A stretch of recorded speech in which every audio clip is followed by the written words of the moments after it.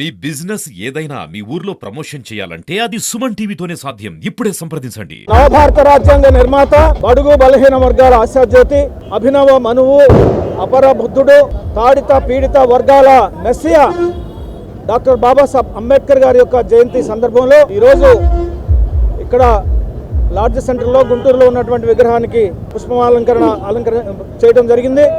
ఈరోజు బాబాసాహెబ్ డాక్టర్ అంబేద్కర్ యొక్క పేరు ప్రతిష్టలు ఒక భారతదేశంలోనే కాకుండా అనేక దేశాల్లో విస్తరిస్తూ ఉంది. ఎందుకంటే ఈ భూభాగంలో, ఈ ప్రపంచంలో ఏ దేశంలోనైనా, ఏ సమాజంలోనైనా అసమానతలు ఎక్కడైతే ఉన్నాయో అవి వర్గ రూపంలో అసమానతలే కానీ, కుల వివక్ష కానీ, కుల వ్యవస్థ రూపంలో ఉన్నటువంటి అసమానతలే కానీ, ఆర్థికపరమైనటువంటి అసమానతలే కానీ, సామాజిక పరమైనటువంటి అసమానతలే కానీ, ఎలాంటి రూపంలో అసమానతలు ఉన్నా కానీ ఆ అసమానతలను రూపుమాపటానికి బాబాసాహెబ్ డాక్టర్ అంబేద్కర్ గారి యొక్క ఆశయాలు, ఆయన యొక్క ఆదర్శాలు, ఆయన యొక్క విధి విధానాలు, అంబేద్కరిజం ఒకటే మార్గం అని చెప్పేసి ప్రపంచంలో అన్ని దేశాల్లో ఉన్నటువంటి మేధావులు గుర్తిస్తూ ఉన్నారు. అందుకే ఇవాళ ఐక్యరాజ్య సమితి న్యూయార్క్లో కూడా ప్రపంచ దేశాలకు సుమారు 200 దేశాలు సభ్య దేశాలుగా ఉన్నటువంటి ఐక్యరాజ్య సమితి హెడ్ క్వార్టర్లో కూడా బాబాసాహెబ్ డాక్టర్ అంబేద్కర్ గారి యొక్క విగ్రహాన్ని ఆవిష్కరించడం జరిగింది. అదేవిధంగా 21 దేశాల్లో ఆయన యొక్క విగ్రహాలని ఆవిష్కరింపజేశారు.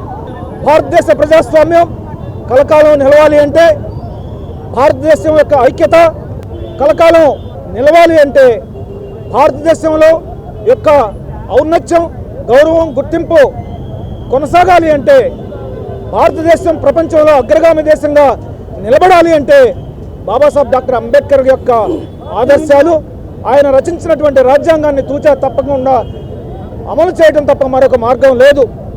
ఈరోజు రాజ్యాంగానికి తూట్లు పడవాలని, రాజ్యాంగాన్ని ఉల్లంఘించాలని, రాజ్యాంగాన్ని పక్కన పెట్టి మరొక రాజ్యాంగాన్ని తీసుకురావాలని చెప్పేసి కొన్ని శక్తులు ప్రయత్నం చేస్తా ఉన్నాయి. అలాంటి శక్తులకు దళిత బహుజన వర్గాల నుంచి హెచ్చరిక, మీరు గనక బాబాసాహెబ్ డాక్టర్ అంబేద్కర్ యొక్క ఆదర్శాలను పక్కన పెడితే, ఆయన యొక్క ఆశయాలకు తూట్లు పొడిస్తే, ఆయన రచించినటువంటి రాజ్యాంగాన్ని ఉల్లంఘిస్తే ఈ భారతదేశంలో ఉన్నటువంటి ప్రజాస్వామ్యం కుప్పకూలిపోతుంది. భారతదేశం మళ్ళా కూడా వెనక్కి వెళ్ళిపోతుంది. ఆర్థికంగా అన్ని రంగాల్లో వెనుకబడిపోతుంది. ఐక్యత చిన్నాభిన్నం అవుతుంది. ఈ యొక్క భారతదేశం యొక్క పురోగతి కూడా ప్రశ్నార్థకం అవుతుంది. కాబట్టి బాబాసాహెబ్ డాక్టర్ అంబేద్కర్ యొక్క ఆశయాలను కొనసాగించాలి, ఆయన ఆదర్శాలను ముందుకు తీసుకువెళ్ళాలి. బాబాసాహెబ్ డాక్టర్ రచించినటువంటి అంబేద్కర్ రాజ్యాంగాన్ని తూచా తప్పకుండా అమలు చేసి బడుగు బలహీన వర్గాలందరినీ కూడా ముందుకు తీసుకురావాలి. జనజీవన స్రవంతిలో వాళ్ళను కూడా ఐక్యం చేయాలని చెప్పేసి ఈ సందర్భంగా మరొకసారి స్పష్టం చేస్తూ, బాబాసాహెబ్ డాక్టర్ అంబేద్కర్ యొక్క ఆశయాలను కొనసాగించడానికి, ఆయన ఆదర్శాలను ముందుకు తీసుకెళ్ళటానికి, రాజ్యాంగానికి అందరం కూడా లోబడి ముందుకు వెళ్ళటానికి, ఈ భారతదేశ ఐక్యతను కాపాడుకోవటానికి అందరం కూడా కృషి చేయాలని పిలుపునిస్తూ సెలవు తీసుకుంటున్నాము.